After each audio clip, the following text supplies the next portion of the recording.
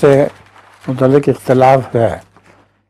بعض تو کہتے ہیں اسماء سے مراد خدا تعالیٰ کی وہ صفات ہیں جن کا اطلاق فرشتوں پر نہیں ہو سکتا۔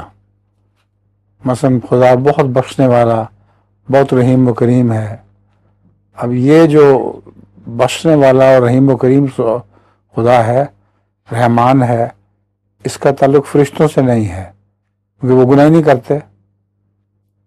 تو وہ خدا تعالیٰ کی صفات جن کا تعلق فرشتوں سے نہیں تھا، آدم سے تھا، وہ بیان کی۔ اور دوسری اس کی وہ بیان کی جاتی ہے توجیہ کہ حضرت آدم کو ان انبیاء کے نام بتائے گئے جو آپ کی نسل میں سے پیدا ہونے تھے، اور حضرت صلی اللہ علیہ وسلم کا نام بھی آپ کو بتایا گیا۔ یہ دونوں باتیں درست ہیں۔